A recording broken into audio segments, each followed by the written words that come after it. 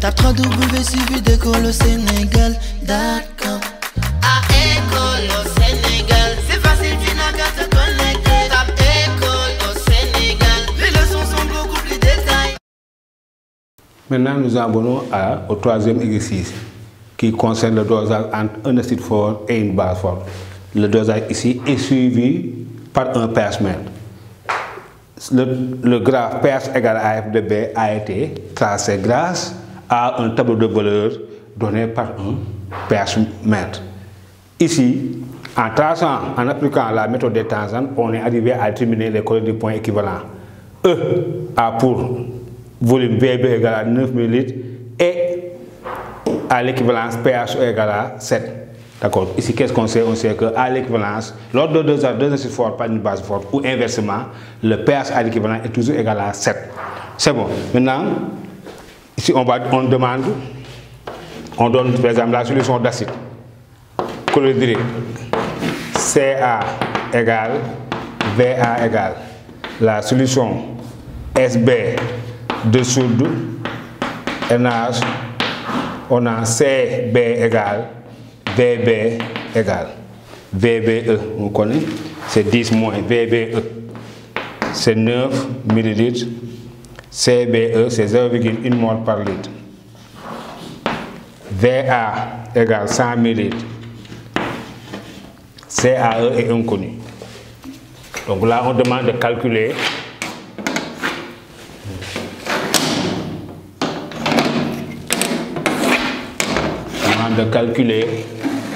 la concentration molaire Ca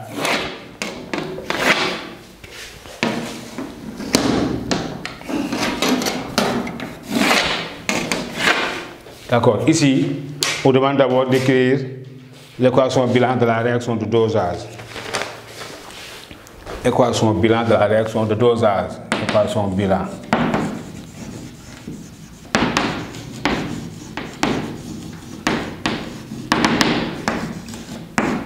Ici, on a un acide fort et une base forte. L'équation de dosage se traduit par H3 plus OH- donne 2H2O. 2H2O. Ensuite, on demande de préciser les couples acide-base mises en jeu. Précisons les couples acide-base. Acide-base mis en jeu. Ici, on a deux couples. Il y a le couple H3O+, H2O, et le couple H2O, OH-. Il y a le couple H2O. Ici, en faisant, là, on aura H3 plus OH- donne 2 H2O. Donc, ça sont les deux couples. Il y a le couple H3 plus H2O, il y a le couple H2O, OH-. Ici, on voit que H2O est à la fois oxydant et réducteur. Maintenant, on demande de déterminer graphiquement les coordonnées du point équivalent. Graphiquement, par la méthode des tangentes parallèles, par la méthode des tangentes parallèles,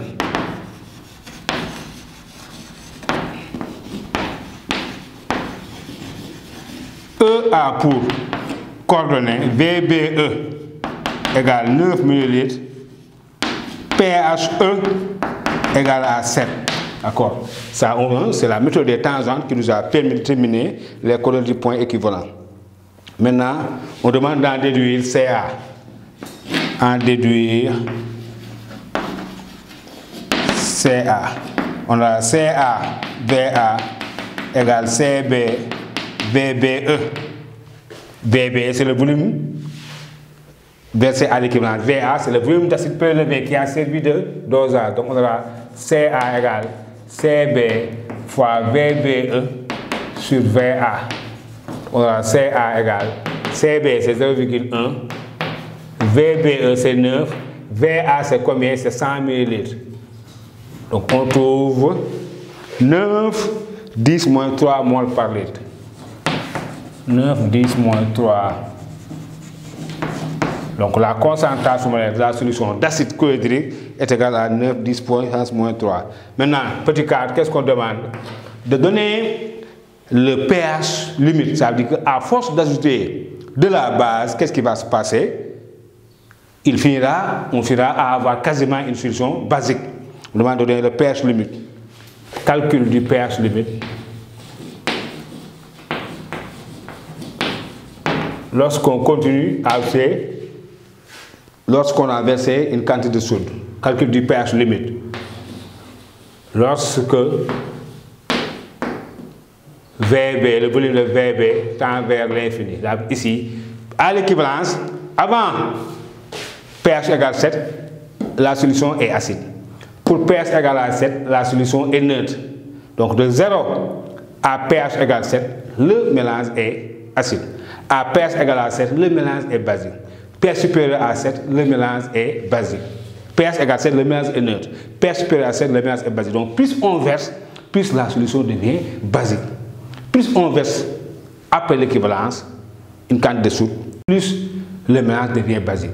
Maintenant on demande, si on arrive à verser une quantité importante de VB, de base, ça veut dire si VB tend vers l'infini, où va tendre pH? C'est cette pH-là qu'on va appeler pH limite. Donc ici, plus on verse la soude, le mélange tend à devenir basique. On aura une solution basique de pH limite égale à 14 plus log de CB. On aura pH limite 14 plus log de CB, c'est combien? 0,1. Donc on aura pH limite va tendre. pH limite va tendre à 13.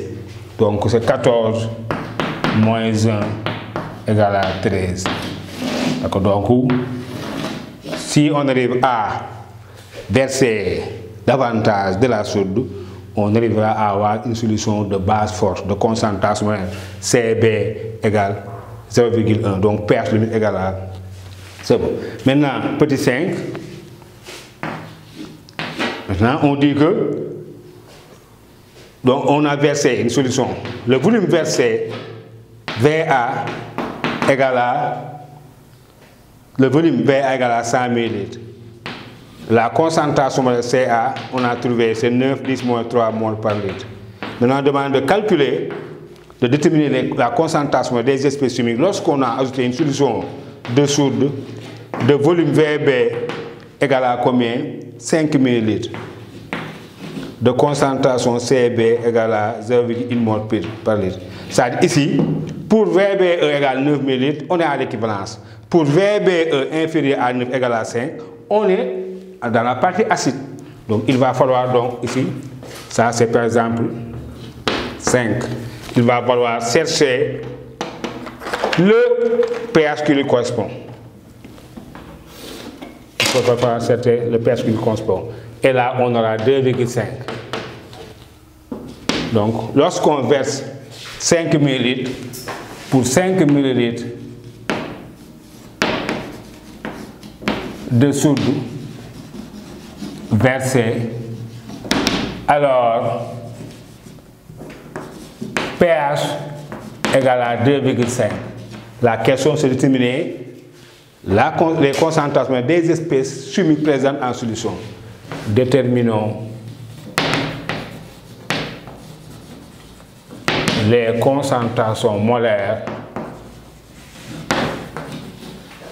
des espèces chimiques présentes en solution. Les espèces chimiques présentes en solution. Donc, avant de calculer le concentration, il va falloir les énumérer. Ici, espèces chimiques, il y a d'abord les molécules d'eau, H2O, qui vont servir de solvant. Il y a les ions H3+, les ions OH-. D'abord, toute solution aqueuse contient ces trois espèces. H2O en tant que solvant, H3+ et OH-, qui sont des ions qui sont dans l'eau. Ensuite, il y a les ions Cl-, il y a les ions Na+. Mais ici, pH égale à 2,5, le mélange est acide. Donc, il y a les molécules de chlorure d'hydrogène, mais il n'y a pas de soude. D'accord? Ici, Pour pH égal à inférieur à 7, ce sont ces espèces humides-là qui sont en présence. Pour pH égal à 7, ce sont ces espèces humides-là qui sont en présence. Pour pH égal à supérieur à 7, maintenant, si pH est supérieur à 7, ce sont les espèces humides-là qui sont en présence. Mais il n'y a pas d'acide. En lieu et place d'acide, c'est NaOH. C'est bon. Ici, je reprends. Comme pH égale 2,5, le mélange est acide. Par conséquent, il y a les molécules de chlorure d'hydrogène qui sont en présence. Maintenant, on va calculer concentration d'ion H3+. C'est 10 puissance moins pH. pH, c'est 2,5. On calcule, on trouve 3,16, 10 moins 3. Mol par litre. La concentration d'ion OH-, c'est 10 puissance pH moins 14. 2,5 moins 14. On trouve 3,16, 10 moins 12. Mol par litre. Il y a les ions Cl- qui sont des ions spectateurs qui auront pour concentration molaire CaVa sur Va plus Vb. Ca c'est combien? 9, 10 moins 2, moins 3. 9, 10 moins 3 fois 100 sur 105. 100 plus 5. Cl-, on trouve 8,457, 10 moins 3.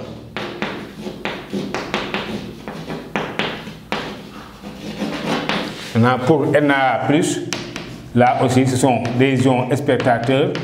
Comment reconnaître qu'un ion spectateur? C'est très simple, c'est de voir que dans leur formule chimique, il n'y a pas d'atome d'hydrogène. Cl- Na+. Na+ vient de la base, c'est CbVb sur Va plus Vb. Cb c'est combien? 0,1. Vb c'est combien? C'est 5 sur 105. Donc, égal à quoi? Concentration Na+. On trouve 4,76, 10 moins 3. 4,76, 73, 76, 4,76, 10 moins 3 mol par litre. Maintenant, il y a les molécules de chlorure d'hydrogène. Donc, on aura HCl égale à Ca moins concentration de Cl-, en utilisant la conservation de la matière. Ca égale à HCl plus Cl-. Par conséquent, HCl égale à Ca moins Cl-. Donc on aura HCl. Ca c'est combien? 9, 10 moins 3. Cl-. 8, 57. 10 moins 3. Donc on aura concentration de HCl égale 4,3 10 moins 4 mol par litre. Donc ce sont les concentrations des espèces chimiques pour un volume de base versé égal à 5 ml correspondra à un pH égal à 2,5. Donc ce volume de base là, 5 ml, va correspondre à pH égal à 2,5. Maintenant, dernière question de l'exercice, on demande, on vous a donné une liste d'indicateurs colorés, héliantine. Donc sa zone de virage, c'est 3,1, 4,4. On donne BBT. Sa zone de virage, c'est 6, 7,6. Et la phénolphtalène. Phénolphtalène, sa zone de virage, c'est 8, 10,2. Ici, on demande ces élèves de choisir l'indicateur coloré le plus approprié lors de ce dosage entre l'acide chlorhydrique et l'acide et la soude. Ici, l'indicateur coloré est adéquat si la zone de virage encadre le pH du point équivalent. Ici, à l'équivalence, pH égale à 7. Et on voit que 7 n'est pas dans l'intervalle de la zone de virage de l'héliantine, ni pour la phénolphtalène. On voit que 7 est dans l'intervalle de la zone de virage de BBT. Par conséquent, ces élèves, le BBT est l'indicateur coloré le plus adéquat. On dira ici, dans ce cas, on choisit le BBT comme indicateur coloré car sa zone de virage encadre le perte du point équivalent. Une deuxième fois, parmi ces indicateurs corrélés, le BBT est l'indicateur corrélé le plus adéquat car sa zone de virage encadre le perte du point équivalent. Une troisième et dernière fois, parmi ces trois indicateurs, c'est le BBT qui est l'indicateur corrélé le plus adéquat car sa zone de virage encadre le perte du point équivalent. Donc ces élèves, voici trois exercices que nous avons décidé de vous proposer dans le cas des exercices forts et bases fortes. Donc pratiquement ces trois exercices de format différents. À 90% des cas des exercices, à 90% des cas, les exercices que vous rencontrez dans vos séries sont résolus. Il va falloir donc les reprendre et c'est ces deux exercices pour permettre d'avoir la main. Comme toujours, la balle est maintenant dans votre camp. Vous êtes assez outillés pour résoudre un problème sur les acides forts et les bases fortes. S'il s'agit de mélange, on l'a traité. S'il s'agit de dosage, on l'a traité. D'accord? Donc, un dernier conseil. Reprenez ces exercices, attaquez d'autres exercices pour permettre d'avoir la main. Le jour où vous rencontrez en devoir, ou bien à l'examen, ou bien dans un concours, un exercice sur acide fort, base forte, vous ne serez pas dépaysé, vous serez en mesure de le traiter. On se donne rendez-vous une prochaine fois pour des exercices de physique ou de chimie. Du courage et bonne continuation. Merci beaucoup. Tape 3W suivi d'école au Sénégal.